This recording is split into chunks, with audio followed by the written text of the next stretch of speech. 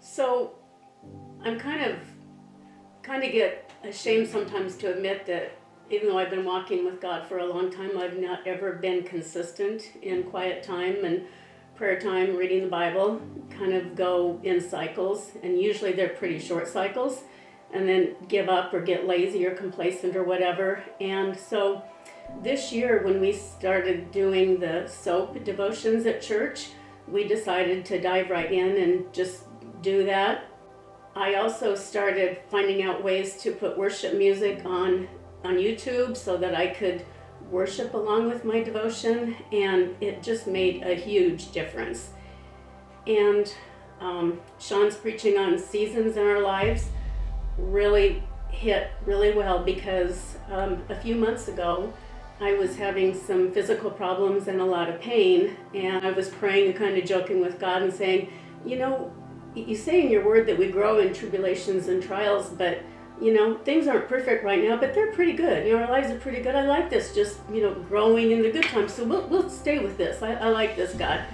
So then when I went to the doctor, and she stopped in the middle of the examination and turned around and got down on eye level and said, I hate to tell you this, but you have a tumor. And I said, are you talking cancer? And she said, I think so. She said, I'm going to do a biopsy here. And she said, we'll have to send it in and we'll get results. And so I'm like, okay, well, it was a Wednesday. I knew we were going to go to church that night. And I said, well, I guess I know what I'm going to be praying for tonight. And she just kind of laughed, you know, and said, yeah. And so she left the room, and I didn't respond the way I usually would respond. I just started praying. And God didn't bring to mind my favorite song, Waymaker. He brought to my, or my second favorite song, This Is How I Fight My Battles.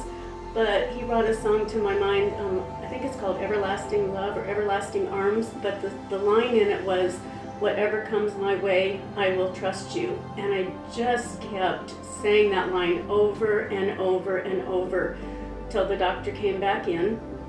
And so then the next few days we're waiting, and I don't do the waiting thing very well either, but for me, I thought it was just a change from what normal is. And when I found out that I, you know, did have rectal cancer, and I was going to have to do chemo and radiation, well, and then surgery to remove the tumor next spring, I'm just like, okay, God, here we go. You know, this is the season that you have me in right now. And so just all of these things have been preparing me for that. And had I not been walking much closer with God, I wouldn't have reacted the way I am now. I don't think I've shed one tear over the fact I have cancer. It's just like it is what God has me going through this time, and I know that He is going to, His plan is perfect. And had I not been in the Word and drawing closer to Him in this last year, however long it's been, I know that I would not have reacted the same way. I almost don't even recognize me. You know, I just feel like I'm way different. And not that I've got it mastered, not that I'm not going to have weak moments, but I really feel like God has brought me to the place where I needed to be. And if I hadn't been growing in Him, I hate to say where I would be. I'd be a mess. And I don't feel like I'm a mess. How about you? Just, you know, I think that a couple years ago I probably would have fallen apart hearing this. Would have been angry with God. Would have been yelling at God.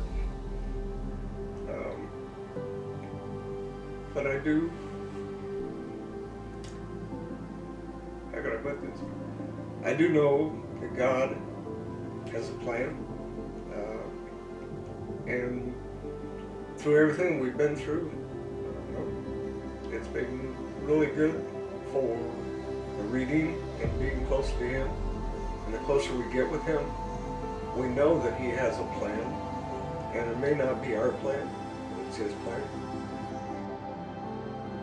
And I do did walk in fear a lot, and I'm a worrywart.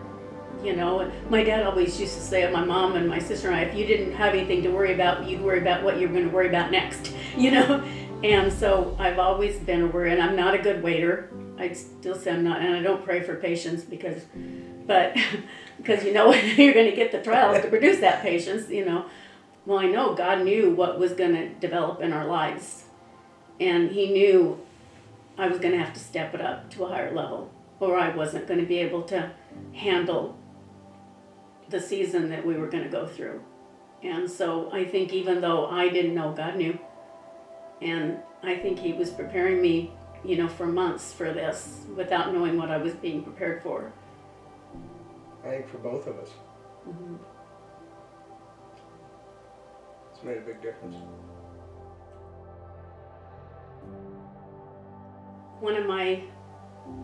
The desire of my heart, and I've told God this, I will tell my story to anybody that will give me 5 minutes to listen.